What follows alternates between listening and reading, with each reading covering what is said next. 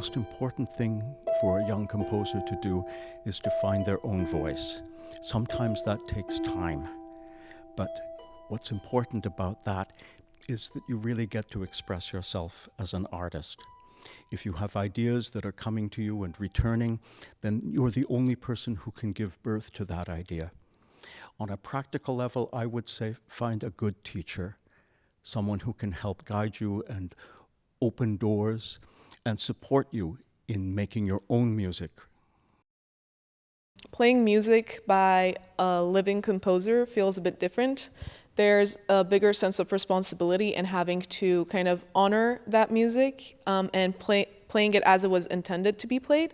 But it's also kind of easier, I'd say, because if there are questions about how I'd want to play it, I have the chance or the ability to ask the composer themselves. When I was 5, I went to a wedding and I saw someone playing the harp, and I instantly knew that was the instrument I wanted to play. I always liked the sounds of harp. They sounded like angels in heaven, but I actually got inspired. I got the passion from my mother, who played the harp with teacher Lanny. And then my parents encouraged me to play this instrument.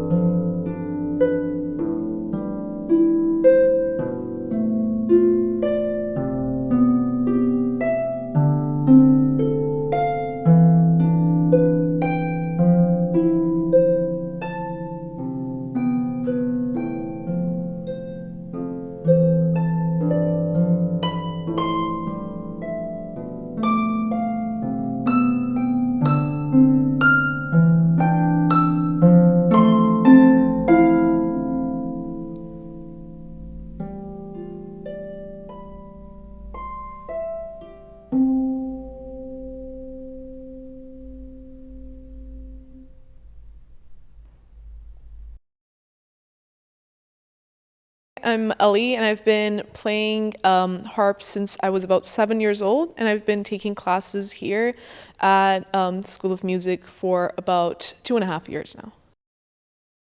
My favorite thing about my harp teacher is that she really guides me along the way, and if there are questions, she never hesitates to help me and is always available if I have questions about specific things, but she also encourages me to play the pieces that I like and learn about the things that I want to learn about as well.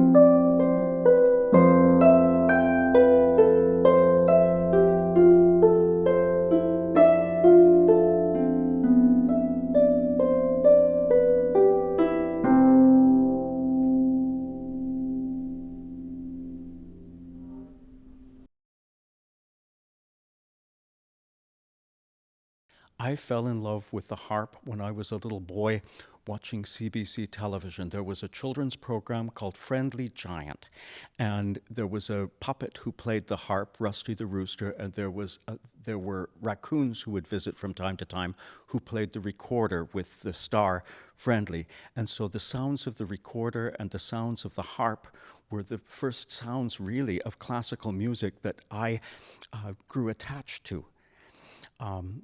I went on to play the recorder. I never played the harp, although I wanted to, and I've known people who play the harp really well, and also beginners, and this is why I wrote these pieces.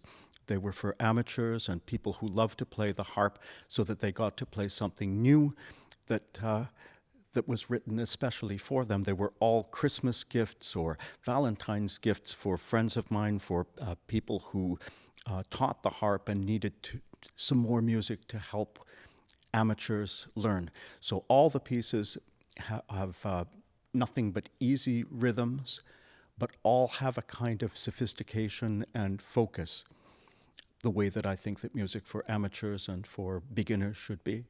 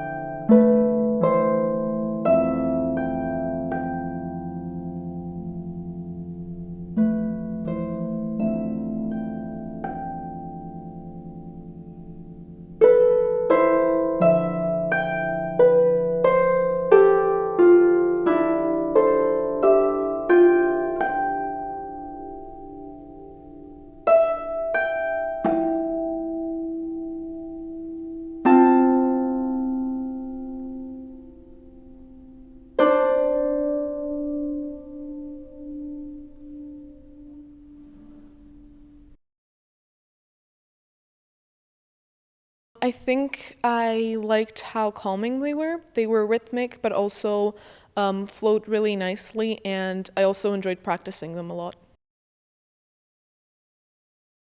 If I had the opportunity, I just want to thank him for writing these pieces and allowing me to play them.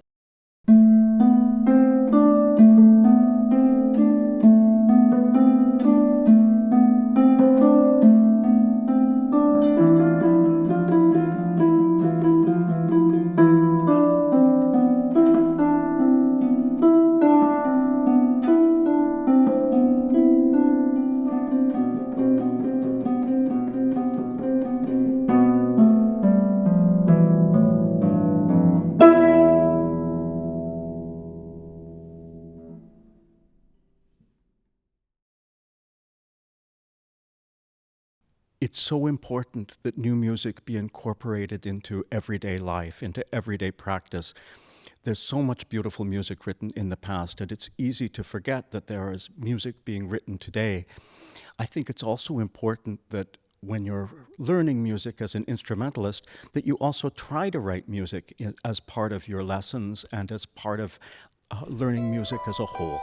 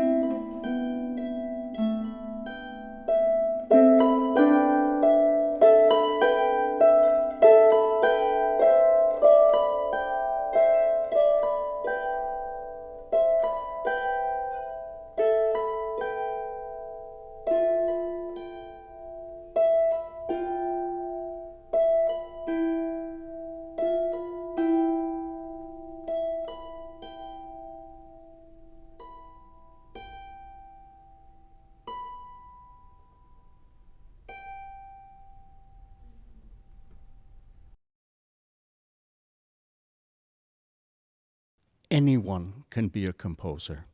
I sometimes teach as a visiting artist in schools.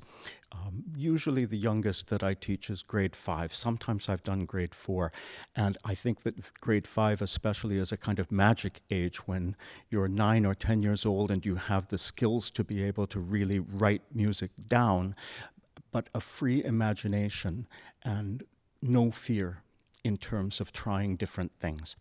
Anyone can write music. It's just like anything else. If you do it more, you get better at it.